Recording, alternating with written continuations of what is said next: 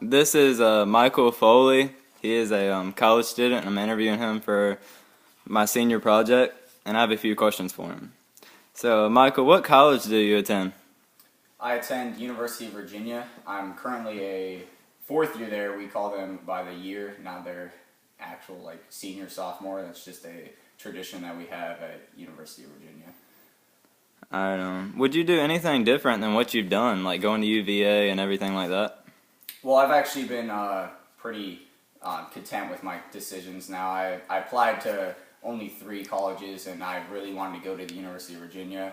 I got accepted there. Wasn't really a hard decision to confirm that this acceptance and attend there, but there are a couple of decisions I've made throughout college, and that's like with the clubs and also what I've done and with my personal life as well as just academics. I would say just as one thing that I would do differently is I've focused a lot on my academics, even though that should be the priority of why you go to college, and also it's preparing you for your later years down the road with your career. But it is important to also focus on the other parts of your life as well as just your personal, your social life. So all your friends, all the clubs you're engaging in as well at college. I would say I've done a lot. I'm confident in my academic performance, and I've really put a lot of time in that. But I would say I have lacked in putting a lot of time in my social life as well.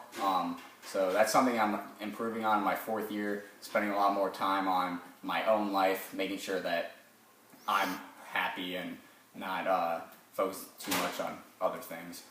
All right. What do you want to do after UVA? Well, currently I'm in Navy ROTC at University of Virginia, so I am pursuing a career in the Navy. And also I'd like to become a doctor, so to combine those two, I want to be in the Navy Medical Corps. I've always been interested in the musculoskeletal system for anatomy, so with medicine, I'm actually interested in orthopedic surgery. My dad's in the Navy for 32 years, so that's where that influence comes in my decision, but we'll see where that goes. I'm currently in the process right now applying to medical school and also to the Navy Medical Corps. It's kind of a two-faceted challenge for me. A lot of people only have to apply to medical school, but I have to do both, so we'll see how that goes.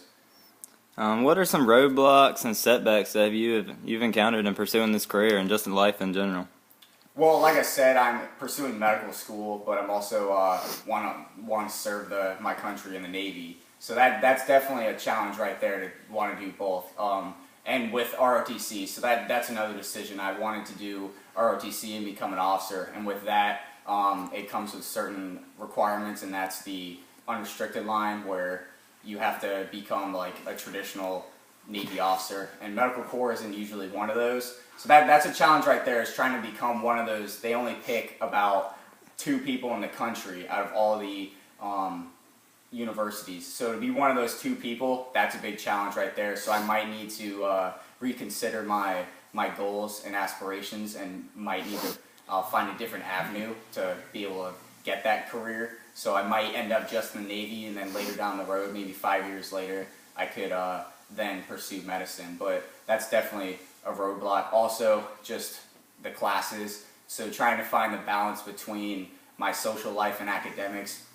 Trying to get into medical school, obviously you got to be really concerned about your credentials. So that's your GPA, also your standardized testing, and your extracurriculars. You got to do a lot of volunteering. So that's a lot of time management that comes in that you really need to focus on, so that you're getting all those things done and really enhancing your resume so that you're a good candidate and competitive for medical schools while they're looking at you. But like I said in the beginning, you also got to focus on your personal life and making sure that you're making yourself happy throughout that whole process. You don't want it to be a miserable experience, because that'll just, in the long run, it'll end up negatively affecting your ability to be a candidate, because then you won't have the interpersonal skills you need for nowadays when everything's really focused on social interaction. So balancing those 2 things with your academic rigor and also your social life with having fun and just being happy, that's definitely a challenge that a lot of people face. All right. What advice would you give your 18-year-old self, a senior in high school?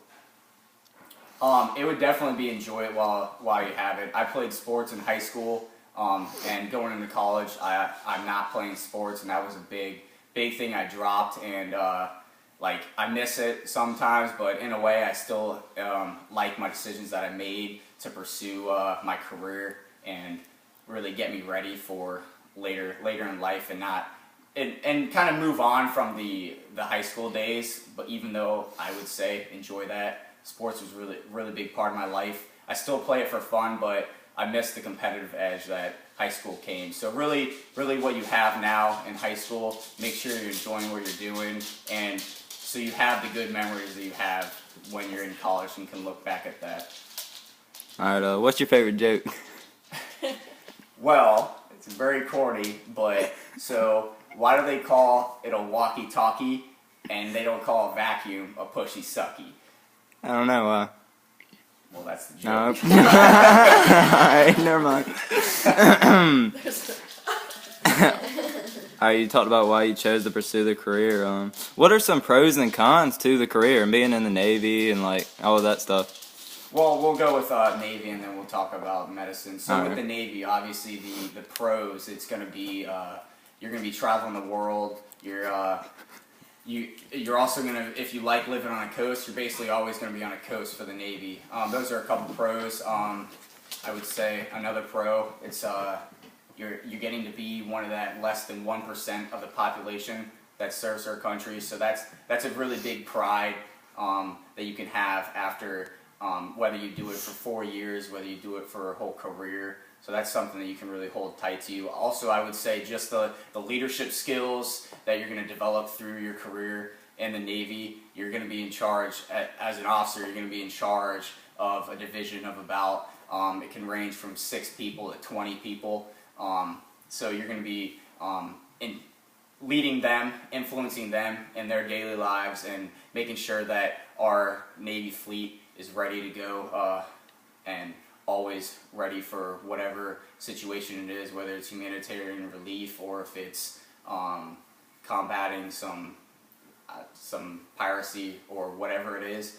I would say some cons is you're definitely going to be moving a lot with the Navy, getting stationed in different ports. Like I said, my dad's been in the Navy, so fortunately I've actually only lived in 2 places. I've lived in San Diego and Norfolk, so the 2 coasts. But some people see that as a pro, that they're going to be moving around and have that opportunity. But depends on what if you like to just settle down, that'll be definitely a con to being in the Navy. Also, deployments, you can see that as a con. You're going to be away from family and connections and your stable life for 6 to 9 months at a time. But again, you can see that as a pro because you're going to be going to a bunch of different ports, traveling the world, going to different countries. You could be going to all the Mediterranean, or you could be in the Pacific realm. Depends on where you're going.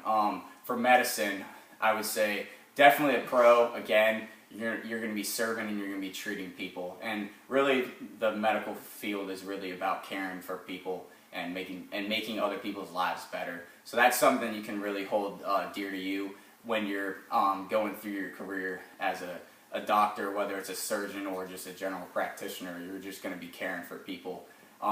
Another pro is actually combining the two. The pro, there's a lot of benefits that come out of being in the military for not just medicine, but also for medicine. So you have, not for medicine, you have the insurance benefits and just the things on base. So you have like the commissary, so like no taxes and stuff. Yeah, and then if you want to go into a military discount, it's not that big of a deal, but it can add up, and that's the appreciation coming from the United States citizens. But also from the medicine side, you don't have to worry about the allegations from getting sued for malpractice or anything like that, even though really you shouldn't be doing malpractice. But the Navy kind of covers you on that you can't get sued. So that's something that you might want to pursue if you're interested in medicine also. I would say a con with being just a doctor in general is you're going to be pretty busy. You're going to be working a lot, and also it's the preparation that and training necessary to become a doctor. So you after high school, you do 4 years of undergraduate, and then you're going to do 4 years of medical school, and then you got maybe like 5 more years of training after that with your internship and your residency, and maybe even the fellowship. So you might be starting your career at like 32 years old. And a lot of people see that as a downside. Starting off with your career when you're 32, when a lot of people already at that point might have 8 years of experience in their job. You can see that as a con, but really it's necessary training that's going to get you to that point, so then you can now perform at like top caliber with your job. So I would consider that a pro, going through that training. And if you're interested in medicine, you're going to be enjoying that training because it's going to be learning the stuff that you're really interested in and passionate about, and it's going to be a lot of hands-on stuff that it's not just going to be like later down the road, you're not just going to be sitting in a classroom the whole time too. So you can look at that as a positive, that you'll still be getting the experience that you really want, and it's going to be preparing you for your career. Alright, I have some kids in my class I know are interested in the ROTC program and them paying for college, you know. Can you talk a little bit about that? Yeah, so one of the benefits is for the military in general. It's not just I'm in the Navy, but there's also the Army and the Air Force. You can look into those.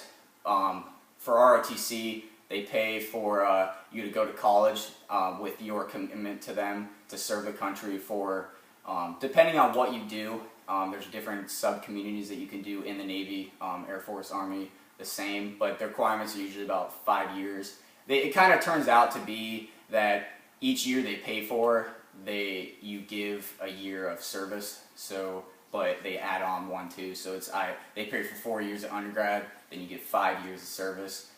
So that's a pretty big thing, and that could be help you out with getting the opportunity to go to college. And also beyond that too, the Navy also has a lot of benefits for you to pay for graduate school, getting your master's degree, also paying for your kids to go to college too. If you serve long enough, you can get the GI Bill benefits, and that can then lead into later life when you have kids, and it might be a financial burden to send them to college. That might be something that you can look into also to help out like later generations of your family.